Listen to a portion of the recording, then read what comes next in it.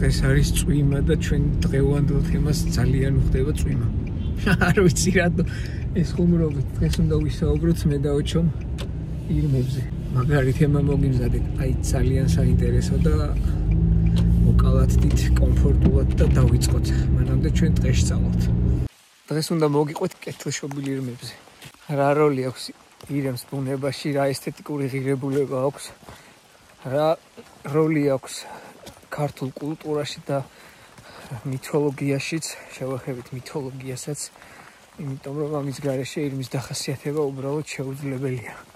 მისი ცხოვრების წესი ბუნებრივი გარემო, სად გრძნობს თავს კომფორტულად, სად არა, სად ხდება, სად არა და ასე შემდეგ. დავიწყოთ. დღეს ესეთი ამინდი გვაქვს წვიმიანი და დღეს მისტიკურ სანახაობად გარდაქმნეს და ჩვენ თემას ძალიან უხდება, იმიტომ რომ მისტიკურ არსებაზე ირემზე უნდა ვისაუბროთ. გვერდებზე სხვადასხვა პოსტები რომ ხდება, რატომღაც ასე ჩაცვალა საზოგადოების გარკვეულმა ნაწილმა, რომ ირემი და შველი ერთ და იგივეა. ეს არის შეცდომა.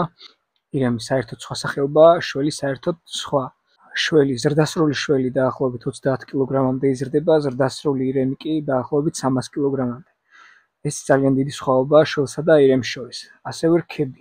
ძალიან დიდი რქა აქვს ირემს და ძალიან პატარა რქა აქვს შველს. შველი როგორც ტყის საშუალო სიმაღლეზე გვხვდება, ასევე გვხვდება დაბალ ზონებშიც, ირემი პირიქით საშუალოდან უფრო ზევით, ვიდრე ქვემოთ. ირემს უყვარს ვრცელი ტყიანი მინდვრები და არა ისეთი რელიეფი, როგორც ჩიხს, კლდოვანი და მკვეთრი რელიეფი. საქართველოში ძირითადად ორ ადგილას გვხვდება, უფრო ფართოდ და უფრო დიდი რაოდენობით არის ბორჯომხარაგაულის ეროვნული პარკი და მეორე არის ჩვენი ლაგოდეხის დასული ტერიტორიები. ჩვენი გარემო მათთვის არ არის იდეალური იმ კუთხით, რომ უფრო რთული რელიეფია ვიდრე ვრცელი მინდვრები, მაგრამ აქ იმიტომ ჩერდება ირემი, რომ თავს გრძნობს დაცულად, რადგან ნაკრძალია და დაცული ტერიტორიები რადგან არის, თავს გარკვეულწილად კომფორტულად გრძნობენ. ეს არის კიდევ აღნიშნავ, რომ შვიდი გარემო მათთვის და ნაკლებად საფრთხის შემცველი და არის ისეთი ადგილებიც, რომლებიც არის ტყეები და მინდვრები, მაგრამ არა იმხელა, რამხელაც, როგორც ვახსენეთ, ბორჯომხარაგაულის ეროვნული პარკია. კიდევ ბოლო პერიოდში მოხდა ირმების გაშვება ალგეთის ეროვნულ პარკში, რაც ძალიან კარგი ამბავია ეს, იმიტომ რომ მოხდება ამით პოპულაცია და სხვადასხვა ტერიტორიებზეც გავლენ. ოღონდ ეს რა თქმა უნდა პერსპექტივის საკითხია და არ მოხდება თქვა ხვალდაზე. ბოლო პერიოდში კიდევ ირმები დაფიქსირდა ყაზბეგის ეროვნულ პარკში, ჩემმა კოლეგამ ნიკოლოზ ჩქარეულმა გადაიღო რამდენიმე ირემი, რაც ძალიან კარგი ამბავია. ეს იმას ნიშნავს, რომ სხვა ტერიტორიაზეც გადაადგილდნენ და იმედია, რომ დარჩებიან და კიდევ სხვაგანაც განაწილდებიან.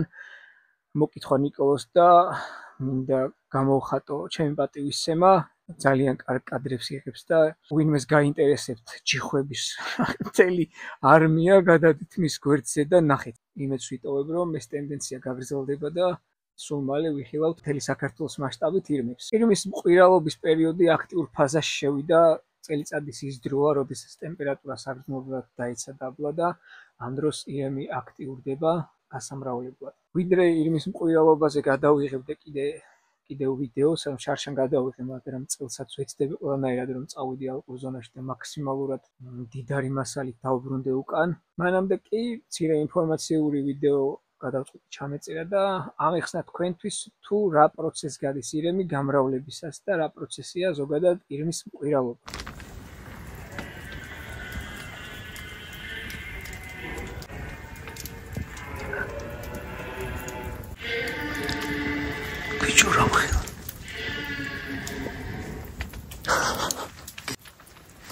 ეს პროცესი რამდენიმე ეტაპად იყოფა. პირველი არის ის, რომ მყვირალობამდე რამდენიმე დღით ადრე ხარირემი იწყებს გადაადგილებას ფურირმების ჯგუფებისგან. უერთდებიან მათ და შემდეგ იწყება უკვე ტერიტორიების გადანაწილება ხარირმებს შორის. ეს ხდება ბრძოლით.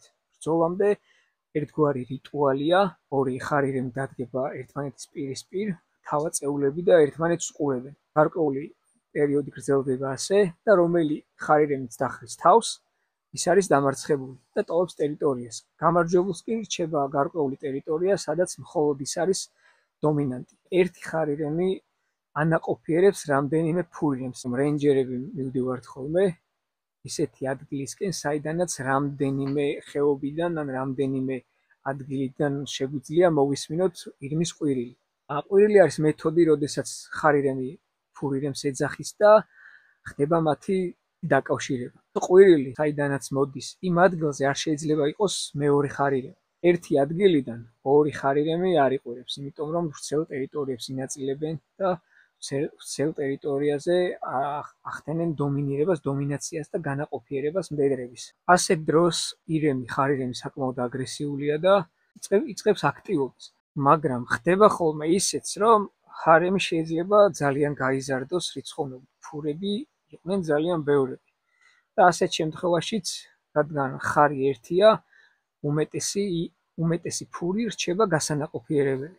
უნდა ვახსენო აუცილებლად ახალგაზრდა ირმები, რომლებსაც ახალი ამოსული აქვთ რქები და ჯერ არ არის განტოტვილი. აქედან უკვე გადავალ რქებზე და რქის გამოყენებაზე კულტურაში და ხალხურ მედიცინაში. მაგრამ ჯერ ვახსენოთ ახალგაზრდა ხარები, რომლებსაც რქები არ აქვთ განტოტვილი.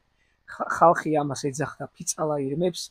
ფიცალა ირემი თითო რქით არის წარმოდგენილი, რომელი რქაც ღერძი, ესე ვთქვათ, რომელიც რქაც არ არის განტოტვილი და საკმაოდ ბასრი და წვეტიანი რქა აქვს და ერთმანეთს შედარებით მეტად აზიანებენ შერკინების დროს, ვიდრე ისეთი რქები, რომელიც ჩამოყალიბებულია უკვე და ხშირი ტოტი აქვს. ასეთ ირმებზე, ანუ ფიცალა ირმებზე ხალხი ამბობდა ხოლმე, რომ უნდა გამოიხშიროს ბუნებიდან, რადგან სახიფათოა და რადგან საგრძნობლად აზიანებს სხვა ინდივიდებს. სინამდვილეში ასე არ არის, ესეც ბუნების პროცესია და გარკვეული პერიოდის შემდეგ მათაც დაეტოტებათ რქები და აღარ იქნებიან ისეთები, როგორებიც ვთქვათ, ცხოვრების ამ პერიოდში არიან. პირველ რიგში მინდა აღვნიშნო, რომ ირმის რქას არანაირი სამკურნალო და ისეთი თვისებები არ გააჩნია, რომ სამედიცინო კუთხით გამოიყენებს ხალხური მედიცინა.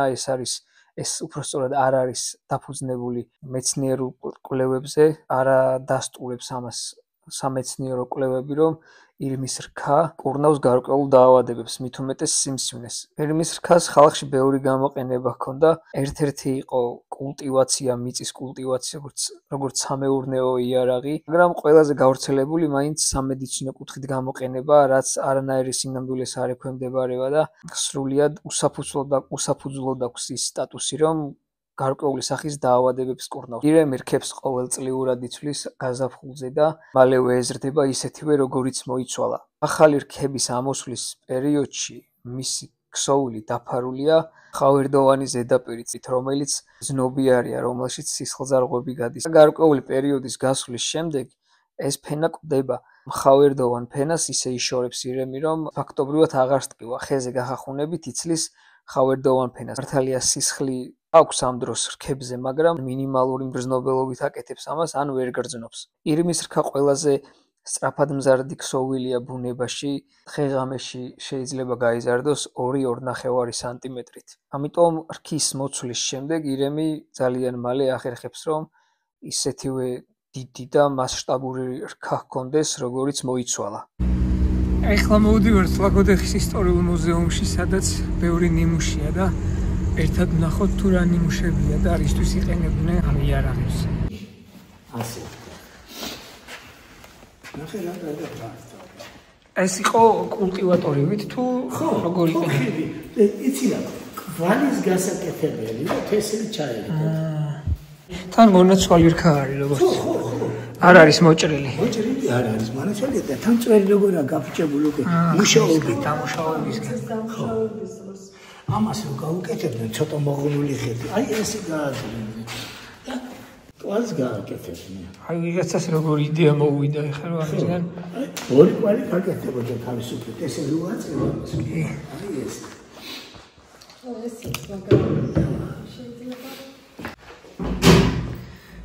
ეს კი შლის რქის ნიმუში ჩვენი ისტორიული მუზეუმიდან.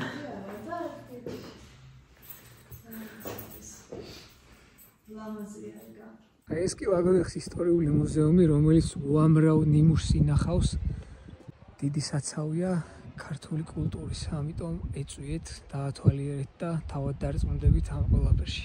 ჩვენ ეთნოკულტურულ ყოფიერებაში ირემს უჭირავს ძალიან დიდი ადგილი.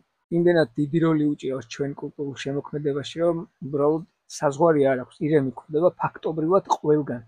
ეს იქნება მოთხრობა, ლექსი, ეს იქნება მითოსური ამბავი თუ სხვა და სხვა. ირემი კიდევ ერთხელ ვიმეორებ, გვხვდება აბსოლუტურად ყველგან. ეს მოხდა მისი მისტიკური, ფიზიკური აღნაგობის და ცხოვრების წესის გამო. ირემი მოგეხსენებათ მისტიკური სანახავია, რა ეს ჩემი შვილია. ბიჭო, ხანდახან მოდის ხოლმე და მომეფერეო მეუბნებო. დაწყებული უძველესი ხალხური თქმულებებიდან დამთავრებული თანამედროვე მწერლებისა და პოეტების შემოქმედებით. ირემი უამრავ ტექსტში მოიხსენიება როგორც ტყის შვილი, რომელიც ატარებს ღვთიურ ნიშანს და ადამიანებს ეხმარება, რომ ისინი არ მოხვდნენ განსაცდელებში. ირემი ადამიანს, დაკარგულ ადამიანს უჩვენებს გზას და იხსნის განსაცდელისგან. ქრისტიანულ სიმბოლიკაშიც უჭირავს ადგილი და ირემი როგორც ღვთიური სიმბოლო შედარებულია ღვთისკენ სწრაფასთან. ირემზე ვსაუბრობ და არ შემიძლია არ შევეხო ვაჟა-ფშაველას და მის უდიდეს შემოქმედებას. მასთან ირემი გვხვდება ძალიან ხშირად, თითქმის ყოველ მეორე ნაწარმოებში ირემი ყავს ნახსენები როგორც ღვთიური სიმბოლო, როგორც ტყის შვილი და როგორც სამართლიანობის განსახიერება დედამიწაზე. ვაჟა-ფშაველას ერთ-ერთ მოთხრობაში, რომელსაც ირემი ჰქვია, ირემი როგორც პერსონაჟი მოვლენილი ყავს სამართლიანობის და სიმართლის განსახიერებად. სიუჟეტი იწყება ესე, რომ ირემი დარბის და მოსდევენ ადამიანები. ყველას თხოვს, რომ დაიცვან, გადაარჩინონ ის, მაგრამ არავინ ყურს არ უგდებს, მოსდევს ერიც, ბერიც.